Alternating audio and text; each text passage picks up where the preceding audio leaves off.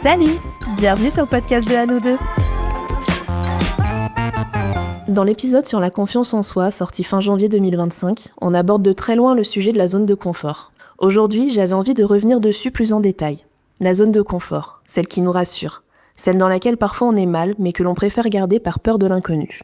Toujours difficile d'en sortir, car la zone d'après est celle de la peur, puis il faut se remettre en question avec l'apprentissage, et enfin arriver dans les nouvelles connaissances et être à l'aise dans une nouvelle zone de confort. Et vous aimez bien rester dans votre zone de confort ? On en parle avec Zoé. Bonjour à tous, je suis super contente de vous retrouver aujourd'hui, je suis accompagnée de Zoé, et comme vous avez pu l'entendre dans l'introduction, on a voulu discuter un petit peu de la zone de confort, et j'ai voulu inviter Zoé sur ce sujet, parce qu'il y a quelques mois maintenant, elle a partagé sur ses réseaux le fait qu'elle soit partie faire un gros voyage au Laos, et où elle expliquait justement que c'était une grosse sortie de sa zone de confort. Donc je me suis dit que c'était une bonne idée de t'inviter sur cet épisode. C'est adéquat. C'est vrai. Du coup, je voulais redéfinir un petit peu ce que c'est la zone de confort. Toi, comment est-ce que tu l'expliquerais ? Eh ben, salut tout le monde. Merci Pauline pour l'invitation sur cet épisode-là. C'est un vaste sujet, la zone de confort. Je pense que comme son nom l'indique, c'est vraiment un espace dans lequel on est confortable, on connaît, on est à l'aise. Voilà, c'est notre périmètre de sécurité. En tout cas, moi, c'est comme ça que je le vois. Je sais pas toi. Ouais, c'est pareil. C'est là où t'es bien. Et où même si au final t'es plus très bien, t'as pas envie d'en partir, quoi. Tu te dis, je suis pas si mal. Ouais, on se conforte en fait dans cet espace-là où on se dit je sais faire, je suis à l'aise, je connais, voilà, donc je me sens bien. Et moi, je sais que c'est un espace dans lequel je me sentais très bien pendant longtemps. Je me définis comme une personne plutôt introvertie, qui est à l'aise dans ce que je connais, et du coup, c'était difficile pour moi. C'était même vraiment de l'anxiété de sortir de cette zone-là. Donc, l'exemple que t'as donné, tu vois, ce voyage au Laos, ça fait longtemps que je devais y aller. Alors pourquoi ? Parce que j'ai une amie qui est partie là-bas et qui y vit depuis plusieurs années, parce qu'elle a monté une association sur place pour donner accès à l'école aux enfants, en fait. Et on travaille ensemble sur ce projet-là, je faisais des illustrations, et donc ça fait longtemps qu'elle me propose de venir la voir. Bon, il y a aussi que c'est pas la porte à côté, donc ça demande de l'organisation, le prix des billets, etc. Donc voilà, il y avait d'autres facteurs, mais surtout, j'étais terrifiée à l'idée de me dire « Waouh, je vais partir à plusieurs heures de chez moi, je vais prendre l'avion, je sais pas si je pars seule. » Alors là, ça, c'était vraiment impensable. Ou accompagnée. Je pense pas être quelqu'un de très aventurière, et ça me terrifiait. Je pense que j'ai surtout pris un coup pendant le Covid, où vu que je suis déjà d'une nature très casanière, introvertie, je pense que ça m'a confortée là-dedans. Donc en soi, c'est pas un mal de l'être, hein. Je critique pas du tout cette partie de moi, ou qui peut aussi être chez les autres.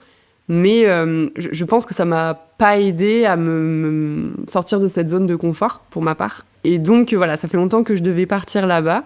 Et en fait, elle me relance en début d'année 2024. Et là, je me dis, c'est peut-être le moment. Bon, je vais me prévoir ça pour 2 ans, 3 ans plus tard, le temps de bien m'organiser. Et j'en parle à ma sœur qui me dit, on part à la rentrée, on part en septembre. Donc, on était en juin, avril, juin. Et elle me dit, on prend nos billets. Et je me dis, c'est rapide. Et en fait, elle m'a dit, allez, faut pas réfléchir, faut le faire. C'est vrai qu'en plus, quand t'es à ton compte, c'est beaucoup plus facile de s'organiser. Elle, ça lui permettait de partir à la rentrée, donc c'était plus facile par rapport à ses collègues. Donc tout était aligné. La personne qui est sur place pouvait nous recevoir. Et donc on n'a pas réfléchi, on a pris nos billets. Paradoxalement, j'ai vécu la chose de manière très freestyle. C'est-à-dire, ok, on verra, on s'est organisé 1 semaine avant de partir, on s'est dit, tiens, faut qu'on ait des sacs à dos, des kawaii, et en fait, je sais pas, je pense que ça m'a rassurée de le faire avec ma sœur. Donc c'est ça aussi qui est cool, c'est que sortir de sa zone de confort, oui, mais on n'est pas obligé de se mettre en difficulté sur tous les aspects, voilà. Et du coup, je partais loin, mais j'avais ma copine sur place qui nous attendait, je partais avec ma sœur, qui a l'habitude de prendre l'avion, donc tout de suite, c'était beaucoup plus confortable parce qu'elle savait se repérer avec les terminales, c'est ça, un terminaux. Ouais. Je sais jamais. C'est pas grave. Les terminaux. Et du coup, en fait, step by step. Ouais. En tout cas, pour ma part, c'est OK, on sort de la zone, mais avec des personnes de confiance. Et du coup, ça m'a beaucoup aidé à passer le pas. Et ça a été un voyage incroyable. Et franchement, aucun regret. Et pourtant, j'ai l'impression que j'ai fait que sortir de ma zone de confort. C'était de la full découverte en voyage sac à dos, mais c'était vraiment le bon moment. Voilà. Je sais pas si toi, récemment, t'es sortie de ta zone, mais Alors, c'est fou. Oui, enfin oui et non, pas autant que toi. Ça veut dire quoi, pas autant de moi? Bah, je trouve que c'est une grosse sortie de zone de confort, mais parce que, bah, on le disait dans des précédents épisodes, mais pareil, je suis assez casanière, introvertie et tout, donc pour moi, partir en voyage sac à dos, c'est un gros truc, quoi. Ah, je te rassure, j'y aurais pas cru sans le faire. Donc bon, voilà. Moi, j'ai plus des petites sorties de zone de confort. Bah ouais, mais en même temps, enfin, est-ce que ça existe vraiment des petites zones de confort? Parce que je prends l'exemple du voyage qui peut être impressionnante, mais je veux dire, c'est aussi par rapport à ce qu'on vit et ça se trouve, ce que tu vas raconter, pour moi, c'est impensable. Tu vois ce que je veux dire? Donc des fois, je pense qu'il faut pas réduire ses efforts. Enfin, il faut pas partir à l'autre bout du monde pour se dire je suis sortie de ma zone, tu vois.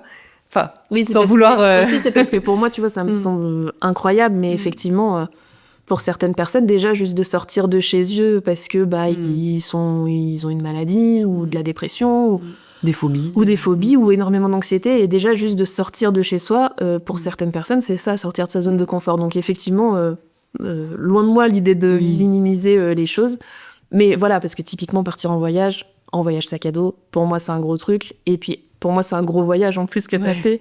Moi, je suis jamais partie plus loin que l'Europe. Donc, peut-être l'année prochaine. Enfin, cette année sera ton année. Traverser des océans et des continents, moi, je suis en mode waouh. Mais je trouvais qu'en début d'épisode, ça pourrait aussi être intéressant d'expliquer, sans rentrer dans les détails de notre vie privée, hein, mais d'expliquer ce que c'est pour toi aujourd'hui ta zone de confort pro comme perso. En fait, dans ta vie aujourd'hui, c'est quoi ta zone de confort à toi aujourd'hui? Bonne question. C'est hyper dur à définir, en fait. En la posant, je me suis dit, c'est compliqué, ça. Parce qu'en fait, on est tellement confort, tu vois, on s'habitue aux choses, donc en fait, on les considère... Enfin, c'est pas qu'on les considère plus, mais on s'habitue. C'est ta normalité, c'est ta vie. Ouais. Je dirais que la routine, je pense que c'est ma zone de confort, de savoir ce qui va se passer, comment ça va se passer. J'ai quand même un petit problème avec le contrôle et l'organisation. Ça a une tendance à me rassurer.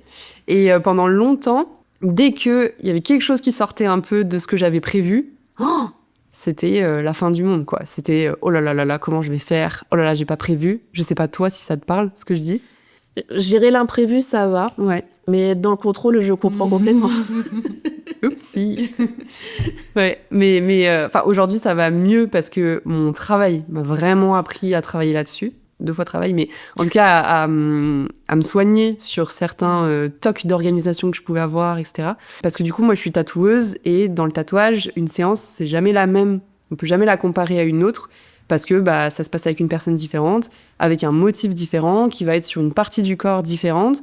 Des fois, la personne veut changer d'emplacement. Des fois, finalement, on part pas là-dessus, on part plutôt sur celui-ci de motif. Et en fait, c'est amené à changer et chaque jour ne se ressemble pas. Et donc, au début, j'essayais de prévoir un maximum de choses. T'es sûr que tu le veux là? Ok, on se confirme ça. Et puis, en fait, fatalement, tu peux pas... C'est jamais bloqué et c'est normal. Les personnes changent d'avis. Et heureusement que ça peut être souple, sinon, quelle horreur. Et donc ça m'a beaucoup aidée. Donc, aujourd'hui, ma zone de confort, je pense que c'est d'avoir un lieu dans lequel je me sens bien. Ça m'aide, en tout cas, à gérer les imprévus, à accompagner, je l'espère, les personnes dans le confort aussi. Et puis, je sais pas, de savoir que je partage ma vie avec quelqu'un, cette personne est un repère pour moi aussi, de pouvoir compter sur lui, de pouvoir compter sur mes collègues. Je pense que c'est ça, en fait, ma zone de confort, c'est d'être entourée de personnes saines, dans un environnement où je me sens bien. Et après, le reste, on voit, mais en tout cas, mon organisation m'aide aussi à me garder dans ma zone de confort. Je dirais que c'est ça. Je sais pas si ça répond à la question. Ouais, c'est ton socle à toi de base, c'est ton starter pack actuel, voilà. Pour te sentir bien et ce qui est ta zone de confort aujourd'hui. Donc ça répond complètement. Enfin, j'allais dire, je pense que c'est peut-être pour tout le monde pareil, mais non, je dis sûrement une bêtise. Parce que pour moi, c'est un peu la même chose. Pour moi, ma zone de confort aujourd'hui, en fait, pour moi, ma zone de confort, dans ma tête, quand tu me dis ça, je vois mon appartement. Genre, c'est mon cocon, c'est chez moi. Je sais que ma zone de confort, c'est ça, tu vois. C'est mon chien, c'est mes chats, c'est mon copain. Ça va être vraiment la maison, pour moi, la zone de confort. Ouais. Et j'en suis parfois limite à me dire, déjà, de sortir, c'est sortie de zone de confort. tu sors de chez toi, de ce que tu connais, tu sais pas ce qui va se passer, tu peux pas trop contrôler parce que t'es pas seul dans la rue, déjà, en tant que personne. Et du coup, il y a plein de facteurs autres que ce que tu connais, que chez toi, tu sais exactement où sont tes affaires, comment c'est organisé, où sont tes papiers, enfin... Puis tu te sens en sécurité, t'es protégé et tout. Donc moi, je le matérialise vachement comme ça. Pour moi, ma zone de confort, c'est ça. C'est vraiment mon cocon, quoi. Ouais, je te rejoins. Je pense que chez moi, là où je travaille, je me sens bien aussi, et les personnes, et mes petits animaux aussi, évidemment. Est-ce que... j'allais dire, t'as déjà testé de faire des sorties de zone de confort? Bah oui, assez récemment avec le voyage. Est-ce que tu peux nous raconter d'autres sorties de zone de confort que t'as pu vivre sur ces dernières années? Je dirais le lancement dans le tatouage, qui pour moi a été une sortie de zone de confort. En fait, j'ai quitté mon ancien travail pour me lancer dans le tatouage. Donc, j'ai préparé ce projet pendant presque 1 an. Donc, pour dire, il fallait le temps, que je me fasse à l'idée... que j'ai les bonnes informations, que j'aille contacter justement des artistes tatoueurs qui pouvaient me conseiller. Donc ça a été quand même un long cheminement. Enfin long, je sais pas, mais en tout cas 1 an de préparation. Et j'y suis allée... En fait, moi, je suis un peu diesel. C'est-à-dire que je sais où je veux aller, je mets un peu de temps à démarrer, mais une fois que c'est parti, ça va. Parce que je me fais mes repères, je rentre dans une routine, donc ça va. Mais c'est toujours un peu stressant au démarrage. Encore une fois, je le dis beaucoup, mais étant introvertie, je voulais faire du tatouage mon travail, mais je me disais, oulala, il va falloir que je sociabilise avec des personnes, que je les touche, que je les tatoue, qui vont vivre avec mes dessins toute leur vie. Donc, gros travail de légitimité aussi, pas le droit à l'erreur. Donc tout ça, c'était très stressant. Et peut-être que les personnes qui sont en apprentissage dans le tatouage pourront le dire. En tout cas, on en parle souvent au studio j'ai 2 collègues qui sont en apprentissage actuellement. Et c'est une période qui est hyper stressante parce que c'est beaucoup de nouveautés, c'est assimiler beaucoup de compétences, de connaissances. C'est passer un moment avec des personnes que tu connais pas, qui vont découvrir ton travail, qu'il va falloir que tu rassures alors que toi-même t'es pas rassuré au début, que c'est humain, il y a tous ces stress-là qui viennent s'ajouter. Et ça, c'est... Ouais, puis en plus, je trouve que c'est un très bon exemple quand t'es apprenti dans le tatouage. Parce que, comme tu dis, donc toi déjà, t'es en train d'apprendre, t'as même pas encore tes automatismes et tu sais même pas encore où poser tes affaires et tout.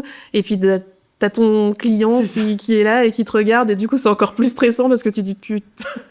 Et c'est à toi de rassurer alors que c'est la panique dans ta tête. Donc, en tout cas, j'espère que j'ai su rassurer mes premiers clients. Mais voilà, et ça, franchement, ça a été... Alors, parce que j'ai eu énormément de chance d'être bien accompagnée, de tomber dans un studio d'une bienveillance... mon maître d'apprentissage, je pense qu'il se reconnaîtra quand il écoutera, mais m'a accompagnée et a pu vraiment me faire confiance tout de suite, timer, ne pas me jeter non plus... dans la cage au lion, sur des projets trop complexes, mais essayer de temporiser, de m'accompagner, etc. Et je pense aussi au-delà de mon maître d'apprentissage, mes collègues qui ont été présents, ma collègue avec qui on partage la pièce, qui m'a aidée, on se soutient, on s'entraide, etc. Et du coup, ça a été une période, une bonne sortie de zone de confort, mais encore une fois, quand je compare par rapport à l'expérience du voyage au Laos, le fait d'être entourée avec des personnes en qui j'ai confiance, qui me font confiance et avec des échanges sains, en tout cas, moi, c'est ma formule, j'ai l'impression qui se répète à chaque fois où si j'ai ça, ok, j'y vais. Ouais, je sais pas toi, mais... quoi. Ouais, c'est ça. Oui, c'est un petit peu ça aussi, mais tu vois, t'as parlé de... Je sais pas si t'as déjà vu ce schéma de la zone de confort. Le cercle avec... Oui. Tu sais, donc t'as ton cercle avec la zone de confort, et puis après, quand on sort, t'as la zone de peur qui est en fait assez petite, finalement. Et après, comme je le disais dans l'introduction, t'as la zone d'apprentissage. Et après, t'as tes nouvelles connaissances, tes nouvelles habitudes, etc. Et en fait, tu l'as hyper bien résumé là dans tout ce que t'as dit, parce que, en fait, tu sors de ta zone de confort, tu te dis, bon, allez, vas-y, je me lance dans le tatou.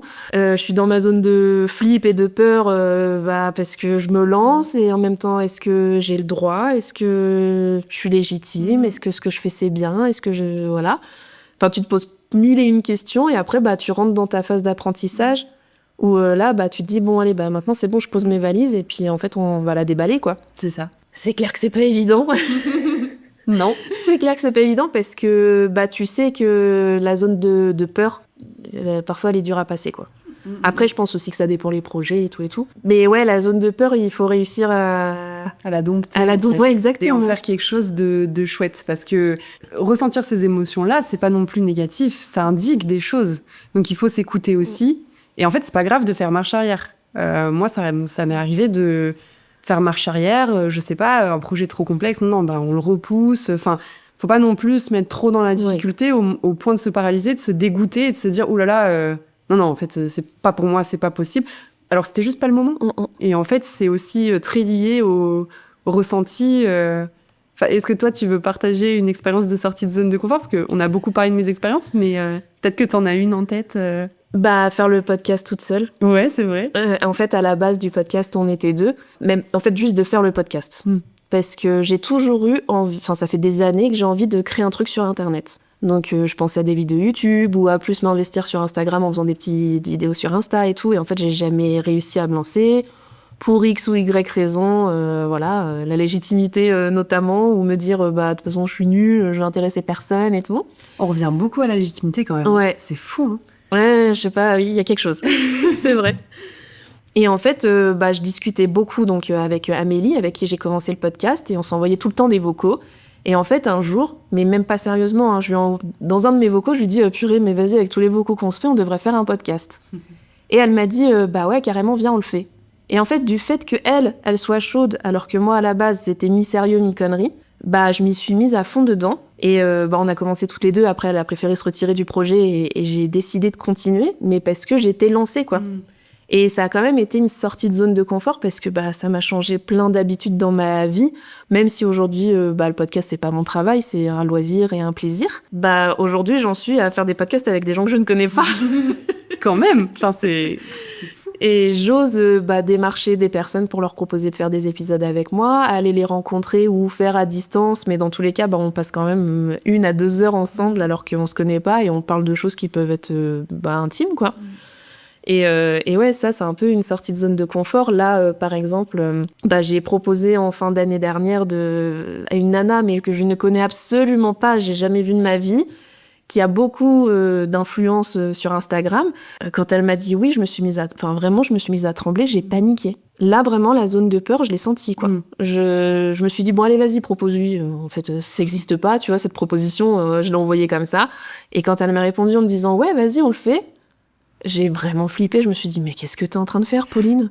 Mais toi, là, la petite nana de Grenoble qui a 500 personnes sur Instagram, qui a juste un micro pour son podcast... Qu'est-ce qui va se passer ? Tu vas aller à Lyon interviewer cette nana, faire un échange avec elle. Elle, dans son mail, elle m'a déjà parlé sur les réseaux, de faire des vidéos, des machins pour des reels et tout. Et moi, j'étais là genre... Et en même temps, ça sort pas nulle part. Non, tu vois, Pauline, c'est pas juste 500 abonnés sur YouTube, sur Instagram, c'est pas juste une nana qui fait ses podcasts, c'est quelqu'un qui a fait ressentir quelque chose, qui a donné envie de la suivre dans son... une expérience dans cette aventure, et c'est ça qui est trop cool. Oui. C'est qu'on a tendance à trop se... oui, on se rabaisse. Mais trop dur avec soi-même. Et c'est vraiment ce truc de peur, quoi, de se dire, mais moi, je suis personne, qu'est-ce que je viens de faire ? Et puis, en plus, tu vois, j'ai pensé aussi à ce truc de me dire, mais va falloir que j'assure. La pression. Là, je me suis mis un peu de pression. Là, ça va beaucoup mieux. Mais non, les 15 premiers jours, vraiment, j'ai pas bien dormi et tout. Je me suis dit, mais dans quoi tu t'es embarquée ? Et puis, surtout, je me suis dit, potentiellement, cette personne va parler du podcast, donc ça va me ramener du monde. Va falloir que j'assure derrière. Les gens, ils vont me découvrir, donc faut pas que je crée de déception. Tu vois, je me suis monté la tête. Et en fait, à un moment, je me suis dit, mais en fait, tu vas souffler, meuf. Tu vas te calmer. En fait, on s'en fout. Ça marche, tant mieux. Ça marche pas, tant pis. Mais en fait, tu vas rester comme t'es. Tu vas faire comme tu peux, parce que, là, encore une fois, c'est un loisir, quoi. Puis c'est des risques à prendre. Risques, entre gros guillemets, mais des fois, ça vaut le coup. Des fois, ça marche. Des fois, ça marche pas. Pour le moment, je sais pas encore parce qu'on a dû décaler l'enregistrement. Donc là, au moment où on enregistre toutes les deux, je ne sais pas encore ce qui va se passer. Mais en tout cas, c'est bon, je suis détendue, quoi. La zone de peur, elle est passée. Il faut le faire une fois et après te dire ok, ça a bien fonctionné, ça me donne envie de faire. Ça met en confiance aussi de sortir de sa zone. Exactement. Quand elle m'a répondu oui, je me suis dit alors à qui je vais demander maintenant ? Alors, où est la liste ? Je me suis frotté les mains, je me suis dit alors. C'est trop bien. Et c'est vrai que maintenant, j'ai moins peur En tout cas, de proposer à des personnes, ça me fait moins peur. Mais ouais, je vais dire que récemment, c'est là-dessus que je suis sortie de ma zone de confort. La première fois où j'ai ressenti ce truc de sortir de ma zone de confort, ça a été mon premier voyage aussi, alors moins long que le tien. Mais j'ai jamais voyagé, en fait, dans ma vie. Avec mes parents, on n'est jamais partis en voyage et tout. Donc, du coup, l'avion, c'était inconnu pour moi. Et j'ai pris, pour la première fois l'avion en 2018. Et pareil, je suis partie avec une copine qui, elle, a l'habitude de voyager et tout. Et comme toi, tu vois, je suis sortie de ma zone de confort, mais avec mes petites béquilles, quoi. Histoire de me dire, je le fais, mais toute seule. Et ouais, ça, c'est vrai que j'étais quand même vachement flippée. Bon, on n'est pas parti loin, on est parti à Amsterdam. Ça fait déjà, tu sors premier voyage. Tu connais la langue, C'est ça. D'autres façons de vivre, donc... Exactement. Et c'est vrai que j'étais en flip de plein de trucs et puis des conneries, quoi. Et ma pote me disait, non, mais là, tu flippes pour un truc, ça n'existe pas, Pauline. Première fois que je prends l'avion, en plus, il y a eu un loupé, on s'est pas du tout retrouvés à côté d'un avion. Donc, tu sais, je la regardais avec des yeux genre... mais on va mourir si on n'est pas à côté. Mais comment c'est possible? Et tu sais, elle est venue vraiment comme une maman avec son enfant. Elle est venue me rassurer une fois qu'on était assis et tout. Elle m'a dit, ça va bien se passer, tout t'inquiète pas. Il va se passer ça, comme ça. La dame, elle va dire ça, elle va faire ça. J'ai dit, oui, d'accord. En fait, c'est des premières fois. J'ai l'impression que c'est ça. C'est les premières fois où c'est compliqué, ouais. Puis c'est se poser la question, c'est quoi ma dernière première fois? Tu vois, j'aime bien me poser cette question-là. Et tu vas de repenser, tu vois, maintenant quelque chose que tu fais plus facilement, machinalement. Moi, l'exemple que je donnais tout à l'heure, c'était le tatouage. Quand je fais un tatouage, maintenant, c'est bon, je suis à l'aise, je suis contente, etc. Et je repense des fois, il y a 2 ans, j'étais dans des états, mais je dormais pas la veille, il fallait que je m'entraîne sur peau synthétique. Enfin, je faisais tout un rituel pour me rassurer. Et en fait, c'est cool aussi de se dire que c'est bon, après, on maîtrise et comme tu dis, on peut essayer de faire de nouvelles choses pour étendre encore la zone. Enfin, c'est rassurant aussi de se dire qu'on évolue là-dessus. Je suis complètement d'accord avec ça. C'est rassurant et moi, je trouve pas ça grave, tu vois, comme tu dis, de se mettre des petits rituels et tout pour se rassurer. Alors, je pense que c'est bien d'en sortir pour... parfois, faut enlever les petits trous sur le vélo, quoi. Oui, voilà. Mais bon, je trouve pas ça mal parce que je me dis, attends, déjà, tu fais un énorme effort, quoi, de sortir de cette zone. Donc bon, s'il faut garder des roulettes pendant 6 mois, vas-y, on garde des roulettes, quoi. C'est ça. À partir du moment où c'est fait et où ça nous procure de la fierté, parce qu'on le fait aussi pour nous, pour se challenger aussi. Je pense qu'il y a une part du défi dans le fait de sortir de sa zone de confort, de nouveauté. On a envie de vibrer un petit peu, quoi. Donc ça, c'est cool. Mais voilà, je pense qu'il faut pas non plus se mettre des bâtons dans les roues en se disant je vais y arriver tout seul, je vais faire ça. Enfin, c'est ok de se faire aider, c'est ok d'être accompagné, c'est ok d'aller moins vite. Enfin, il n'y a pas de règle à partir du moment où tu le fais comme tu le sens et que tu y arrives ou pas. Enfin, je veux dire, comme on disait tout à l'heure, des fois, c'est juste pas le moment. Donc, allez, marche arrière, c'est pas grave, on prend l'élan et on y retourne. Parfois, faut juste se remettre à plus tard et... Je pense que ça sert à rien non plus de s'obstiner tout le temps à se dire non mais oui là il faut que je fasse un nouveau truc, il faut que je me bouge, il faut que je fasse ci. C'est très bien de sortir de sa zone de confort. Franchement, c'est bien de le faire, mais il y a pas d'obligation quoi. Ouais, bien sûr. En fait, parce que parfois j'ai l'impression que tu vois, tu le disais, on est dans une routine et c'est ça notre zone de confort et on est bien dedans. Et je sais pas toi, mais moi, ça arrive quand même régulièrement. On dit ouais, mais il faut sortir de la routine, il faut casser la routine et tout. Mais laissez-moi. C'est comme dans ton couple, tu sais, mais tu vas jamais au restaurant, tu pars jamais en week-end. Mais en fait, s'il n'y a pas de règles, voilà. Si c'est ok, si c'est ok pour nous, c'est ok pour moi. Enfin, tu vois.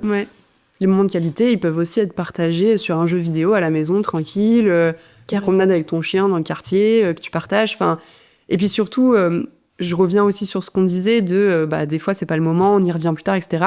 Des fois, on n'y revient juste pas parce que c'est pas le bon chemin et qu'en fait, en le faisant, on se rend compte que ça nous coûte trop, que la peur s'en va pas et qu'en fait, juste, c'est pas là-bas qu'il faut aller, c'est pas aligné avec ce que je suis, ce que je recherche. Le faire pour soi. Je pense que par contre, s'il y a une sortie de zone de confort, c'est pour soi. Et c'est pas pour faire plaisir, c'est pas pour... Encore une fois, c'est dur parce que on est dans une société où il y a de la pression sur certaines choses, mais en fait, ce qui compte, c'est toi. Et c'est toi qui vas vivre ta vie, c'est toi qui vas le faire pour toi-même. Et je pense que ça, c'est pas évident aussi. Non, et je pense aussi que ce qui est pas évident, c'est de sortir de sa zone de confort et donc de de se lancer dans un projet et puis en fait de se rendre compte que ça marche pas. Mais pourtant on a quand même fait tout le processus. Et c'est vrai qu'on parle aussi vachement du fait de sortir de sa zone de confort et qu'après on est fier, on est content d'avoir accompli le truc et tout. Mais parfois aussi c'est un échec. Ça fait partie des risques de la vie quoi. Mais je trouve que même si la chose en soi est un échec, le fait d'avoir fait la démarche n'en est pas un. En fait, moi, j'ai vachement ce truc de me dire, ouais, ça a pas marché, ça fait chier. Tu peux perdre de l'argent, tu peux perdre du temps. Bon, voilà. Mais au moins, j'ai tenté le truc, quoi. Complètement. Et je pense que d'essayer, en fait, c'est ça la victoire. C'est pas toujours que ça marche. Alors, c'est sûr que je reprends ton exemple sur le tatouage. Bon, c'est normal que ça ait marché parce que c'est trop bien. Mais je veux dire, même si ça avait pas marché, alors ouais, c'est sûr, je pense que tu pleurais un bon coup pendant plusieurs jours. Ouais, il y a de la frustration quand même. C'est c'est hyper frustrant. Et puis tu t'es investi, que ça soit émotionnellement, au niveau financier aussi. Tu vois, tu prends des risques et tout. Mais au moins tu pourras dire, je l'ai tenté. Puis ça dépend parce qu'on a tendance à voir la validation comme une réussite. J'ai fait ça, ça marche parce que j'ai des clients, parce que tout ça. Mais il y a d'autres choses. C'est, comme tu dis, le chemin qui est parcouru, est-ce que ça t'a fait plaisir de le faire? Est-ce que t'as été content dans la construction du projet? Je donne un exemple. Avant d'être tatoueuse, j'étais illustratrice. Du coup, j'ai essayé de monter ma boutique en ligne avec du merch, donc des mugs, des vêtements, des stickers, etc. Et ça a complètement floppé, en fait. Parce que... c'est un marché, enfin la vente de produits d'illustrateurs, il y en a beaucoup. Maintenant, il y a Etsy, tout le monde a lancé sa boutique en même temps. C'était très à la mode pendant un temps. En tout cas, ça a explosé au moment où je l'ai fait. Je pense que mes produits étaient pas de très bonne qualité non plus. J'ai voulu faire ça vite. J'ai pris les mugs très classiques. On les voit très bien, les blancs très... oui, les basiques. Les basiques, quoi. Et du coup, ça a pas du tout marché. Donc, j'ai mis de l'argent pour avancer tous les produits, etc. Mais en fait, je me suis tellement amusée à le faire. J'ai fait les photos. Bon, j'étais dégoûtée, hein. Ça, je vais pas mentir là-dessus. Ça m'a frustrée. Mais c'est pas grave parce que ça m'a occupé plusieurs mois. Et en fait, j'ai trop aimé faire ça. Et comme je travaille dans l'illustration, dans le dessin, etc., ça m'a toujours beaucoup plu de travailler. Et je pense qu'au final, t'as appris dans tous les cas. Ouais, c'est ça. Ouais, ok, ça va pas marcher, mais... T'as fait quand même un truc que t'aimais, ça t'a plu de le faire, même si le résultat était pas là. Et puis t'as appris. Ouais. Mais c'est pour ça que je dis que ça dépend ce qui s'est passé. C'est comme, tu vois, tu te prévois une randonnée, tu dis je vais aller en haut de cette montagne. En fait, si tu n'y arrives pas, c'est pas grave. T'as fait un petit bout, t'as pu voir, t'y es allé, t'as essayé, t'y as cru. Et en fait, en disant ça, tu viens de me débloquer le truc de ma sortie de zone de confort récente. Vu que c'est rentré dans mon quotidien, j'avais même oublié à quel point avant ça ne l'était pas du tout. Mais je vais courir. De toute ma vie, chaque personne que j'ai rencontrée, je lui ai dit jamais tu me verras courir. Écoutez bien, j'ai toujours dit je cours pas. Mon corps il sait pas faire. Et en fait il sait grave faire et il aime bien. Ouais, mon mec, en fait, m'a grave poussé à ce que je fasse du sport. Ok. Parce que j'ai eu une période l'année dernière compliquée psychologiquement. Et donc, lui, il court beaucoup. Et il m'a toujours poussé en me disant vas-y, essaye de faire une activité sportive, ça te fera du bien à la tête, je pense que t'en as besoin. Pas forcément courir, mais pire, fais de la muscu à la maison. Et bon, au bout d'un moment, j'ai dit bon, vas-y, je vais essayer d'aller courir. Ça a marché, quoi. Ça t'a vidé la tête. Et ça m'a vidé la tête, ça me fait du bien. Et aujourd'hui, j'en suis à un point où je vais courir tous les week-ends. Okay. Alors, je cours pas beaucoup. Hein. Enfin, je vais pas courir pendant 1 heure non-stop. Je vais courir 20, 30 minutes et tout. Je fais à mon rythme, comme je le sens. Et ça, ouais, ça crée zone de sortie de confort. J'en parle dans l'épisode sur la confiance en soi, qui est sorti fin janvier, là. En fait, ça me procure une joie de le faire. Mais ça a été une sacrée sortie de zone de confort parce que... Et là, moi, ma zone de peur, c'était oui, mais j'ai pas de cardio, je souffle comme un bœuf. Et puis, pour moi, c'est pas une insulte, mais je suis grosse. Donc, je me dis, tous les gens qui courent, ils sont minces et sveltes et on a l'impression qu'ils flottent dans l'air. Moi, je suis un gros bœuf et tout, c'est qui court. Enfin, tu sais, j'avais vachement la peur du regard des autres, en fait, que les gens se moquent ou tu vois, des trucs comme ça, alors que les gens s'en foutent. Non, mais c'est clair, ils regardent juste devant eux. Et oui. Et pourtant, vraiment, les premières sorties, mais j'étais d'une gênance et gênée. Enfin, j'étais en mode, oh là là, tout le monde me regarde, c'est sûr et tout. Alors que vraiment pas. Et aujourd'hui, vraiment, je suis trop contente de me dire d'avoir dépassé ça et d'aller courir, en fait, tous les week-ends, quoi. Mais c'est un vrai truc que tu soulèves parce qu'en fait, on est à la recherche de la performance aussi. Et donc, on est super critique avec nous-mêmes quand on débute quelque chose qu'on connaît pas. Moi, ça m'a fait ce sentiment-là. On s'est remis à la salle avec mon mec. Pareil, pour se vider la tête, passer du temps ensemble aussi, tu vois. La première fois que j'y suis allée, moi, j'ai jamais fait les machines et tout. Et à chaque fois, je me dis, mon Dieu, mais je sais pas comment les utiliser. Et j'ai toujours trop peur. Tu sais, on les voit, ces vidéos sur les réseaux où il y a quelqu'un qui l'utilise complètement n'importe comment. T'as peur d'être cette personne. Ah là là, j'ai peur d'être cette personne. Et en même temps, au pire, c'est pas grave. Même sur Internet. Mais voilà, je serai la star d'Internet. C'est ça qui est dur. Et aussi, on se met beaucoup de barrières parce que tant qu'on n'a pas essayé, on sait pas si on va y arriver ou pas. En fait, on se limite parce qu'on connaît pas, mais ça se trouve, c'est le truc qui va nous révéler, dans lequel on va être bien. Et donc, regarde, finalement, avec la course, c'est trop bien. Mais oui. Aussi, j'avais vachement ce truc, jusqu'à il y a pas très longtemps, de me dire, si je fais du sport, c'est pour perdre du poids. On se matrix avec ouais. quoi. Hein. Et alors, si j'en perds, je suis contente. Hein. C'est le bonus quand même. Je dis pas non. Mais en fait, mon copain m'a vraiment tanné un peu l'esprit en me disant, mais en fait, arrête de te dire que c'est pour perdre du poids. Juste fais-le pour te sentir bien. Il y a eu un déclic dans ma tête parce que, c'est pas on-off, j'ai pas décidé, mais à un moment, dans ma tête, je me suis dit, en fait, fais-le pour te faire du bien. Et ça a tout changé. Franchement, ça a tout changé. Trop bien. Donc, je pense que dernière sortie de zone de confort, c'est ça, plus les randos que je fais aussi maintenant. Jamais de ma vie, je serais allée faire une randonnée. Mais il n'empêche que cet été, quand on est parti en vacances, j'ai marché pendant 6 heures, quoi. Et ça a été le déclic. Et j'étais trop contente. Hein. Et trop fière de moi et tout. Alors, je râle. Hein. Je me demande ce que je fous là. Mais comme quand je vais courir encore aujourd'hui, je suis en train de courir, j'écoute un podcast et je me dis, mais qu'est-ce que t'es en train de foutre ? Parce que c'est le après qui compte aussi. Et en fait, je pense à ça. Et je pense au après en me disant, allez, d'une part, tu vas être trop contente de toi. Et puis, tu vas te sentir bien. La bonne énergie, la bonne fatigue. C'est ça. Après coup, ça fait du bien.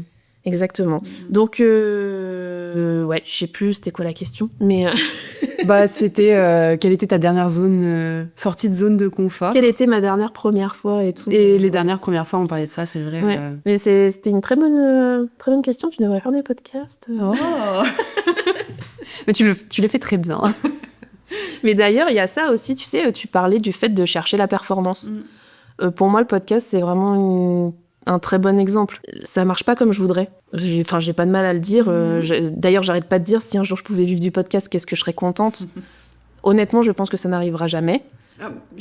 On sait jamais. Mais bon, je pense que ça va être compliqué. Mais ça, c'est un truc auquel je m'accroche. Et pourtant, il y a beaucoup de fois où je me dis, je vais arrêter parce que j'ai pas assez d'écoute, il y a pas assez de monde qui me suit, j'ai pas assez le temps de m'y investir comme j'en ai envie. Mais bon, au final, apparemment, je continue, quoi. Apparemment. On est là, apparemment. Apparemment, on est là. Mais c'est aussi un truc où... vraiment, ce truc de chercher la performance. Oui. Et pareil. En fait, il y a plein de fois où j'ai eu envie d'arrêter. Où parce que, en fait, ça marche pas comme je le voudrais. Et puis après, je me dis, mais en fait, t'aimes bien quand même. Ouais, c'est ça, c'est ce que ça t'apporte à côté. En fait, c'est pas que quantifié sur je peux en vivre, j'ai tant d'écoute, etc. Même si, évidemment, ce serait trop bien que demain, tu puisses en vivre et tout. Venez écouter le podcast. Et écoutez. Reprenez les épisodes. Je sais plus ce que je voulais dire, mais... Que c'est pas toujours le résultat qui compte. Que c'est pas toujours le résultat qui compte. Et puis, en fait, c'est pas parce que le chemin paraît difficile... que je sais pas, c'est un secteur qui est bouché ou que c'est dur justement de réussir à vivre de ce qu'on aime, parce que à titre perso, si je peux donner mon exemple, moi j'ai toujours dessiné, j'ai toujours aimé ça, je me suis toujours dit j'aimerais trop en vivre, j'aimerais trop que ça marche. Et quand j'étais petite à l'école, on me disait tu veux faire quoi, tu veux faire peintre, il y avait pas encore les réseaux sociaux, donc on me disait va dans la com et tu feras de l'infographie, tu feras du design, c'est un moyen pour pouvoir dessiner, mais bon, ça me faisait pas trop rêver. Et en fait, j'ai ouvert mon compte Instagram, et au début, comme tu fais avec les podcasts, je le faisais pour moi, pour me faire plaisir, etc. Et je me disais secrètement, punaise, si un jour j'arrive à en vivre, c'est quand même trop cool. Et en fait, je dessinais les soirs, en plus de mon travail, comme tu fais avec le podcast finalement. Et jusqu'au jour où, finalement, c'était là, c'est arrivé. Je pense que si on se donne les moyens, il y a forcément quelque chose qui peut en ressortir, n'importe quoi que ce soit. Je pense que c'est important de croire en nous, d'être bien entouré aussi, parce que tiens quand même à dire que si je fais du tatouage aujourd'hui, c'est que je pense que je l'aurais fait à un moment. Parce que quand on a envie de faire un truc, il y a un déclic qui fait qu'à un moment, on passe à l'action. Mais pourquoi j'ai passé ma formation hygiène et salubrité, donc c'est une formation qu'il faut pour pratiquer le tatouage, c'est que j'ai mes copains qui m'ont pris par la main, qui m'ont dit « Allez, on va à Lyon ensemble, on le fait ». Et je pense que je l'ai fait plus tôt que prévu parce que j'avais leur soutien. Mais je pense que l'entourage aide beaucoup aussi des fois à... Enfin, tu sais, c'est cool ce que tu fais. Enfin, tu vois, ils t'aident, ils te soutiennent. Bah, ils te donnent confiance. Ils te donnent confiance, ouais.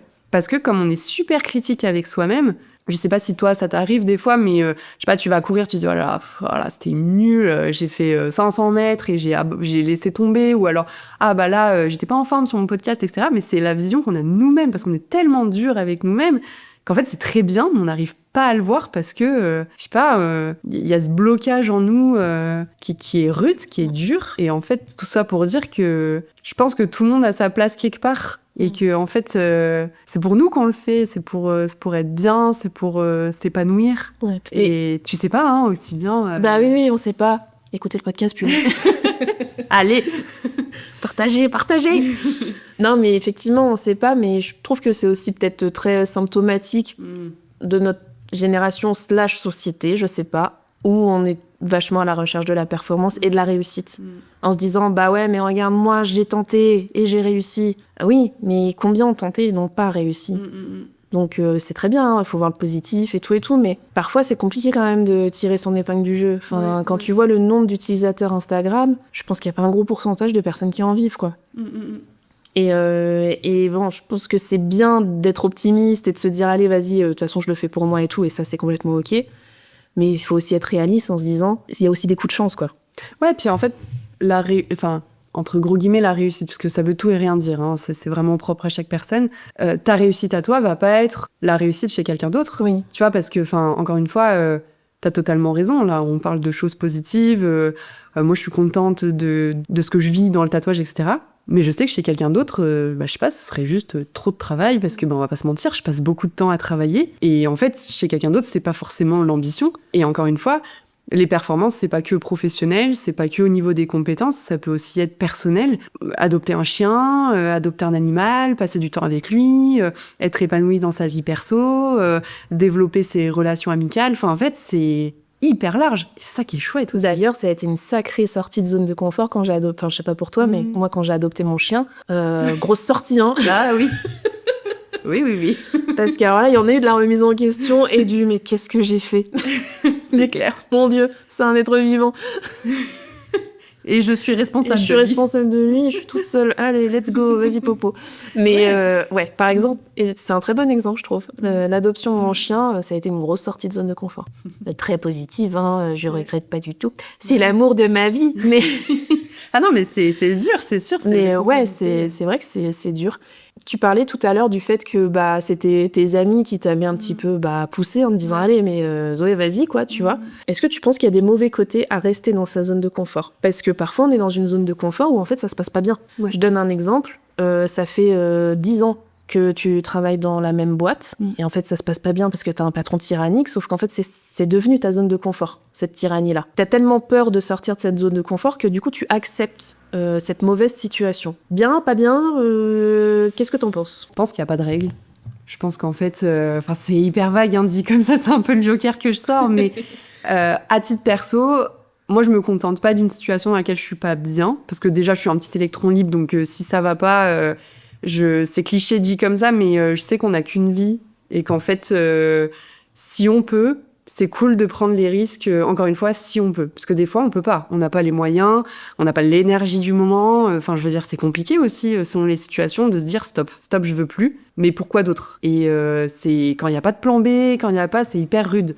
Donc, il y a ça. Mais en fait, ça dépend ce que tu es capable de supporter, ce que tu es capable de prioriser, ce que tu es capable de... Enfin, qu'est-ce qui est vraiment important pour toi? Est-ce que finalement, ça se passe mal à ton travail, mais à côté de ça, t'arrives à relativiser avec d'autres choses et en fait, ça te bousille pas la santé? Enfin, en fait, je pense qu'il faut pas se laisser ronger par une situation. Déjà, faut réussir à s'en rendre compte que ça te ronge. Et si c'est possible pour toi, évidemment, si c'était ma pote qui était dans cette situation-là, je dirais, Là, faut y aller, faut que tu prennes soin de toi.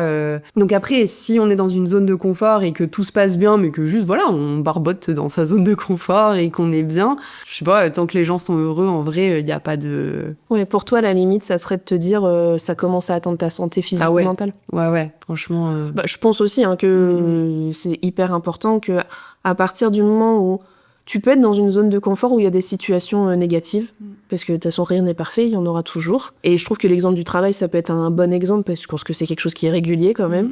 Même une relation, hein. Et t'es dans une relation de couple, tout à fait, où, voilà...